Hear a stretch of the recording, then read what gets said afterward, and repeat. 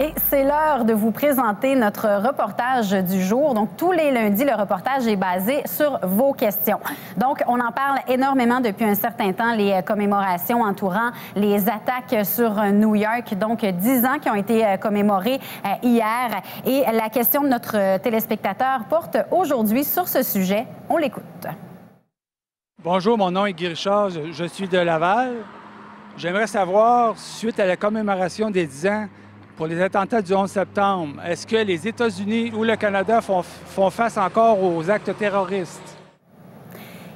Eh bien, M. Richard, il y a Catherine Vaillancourt qui répond à votre question.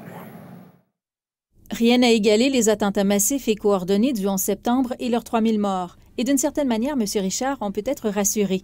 Il y a eu très peu d'attentats visant autant le Canada que les États-Unis qui ont abouti. La menace terroriste internationale a beaucoup moins, après le 11 septembre, frappé l'Amérique du Nord que toutes les prédictions les plus sinistres qui avaient été énoncées dès le lendemain du 11 septembre.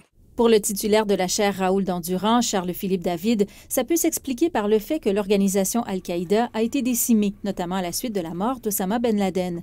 De plus, on est mieux préparé à faire face à la menace. Les opérations de surveillance et du renseignement semblent avoir porté fruit, parce qu'ils ont appris de leurs erreurs. Ils étaient informés que quelque chose s'en venait. Ils avaient les éléments pour déjouer le complot du 11 septembre 2001, mais ils n'ont pas été capables d'assembler les renseignements et de comprendre là, que ça se produisait vraiment, malgré les avertissements. Quelques 92 milliards de dollars au Canada seulement ont été dépensés depuis 10 ans en sécurité, ce qui a permis de déjouer une douzaine d'attentats. Le terrorisme a eu le dos large pour justifier toutes ces énormes dépenses. Mais si vous me dites, est-ce que chaque dollar a été justifié, je vous dirais non.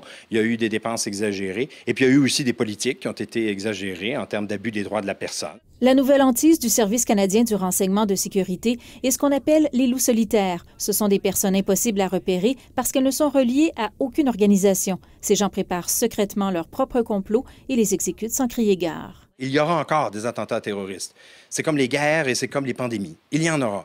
Quand on regarde à froid les statistiques, vous avez encore bien moins de chances, vous, comme individu, de mourir dans une situation de terrorisme international que vous n'avez de chance d'être frappé par une éclair ou même de mourir noyé dans votre bain.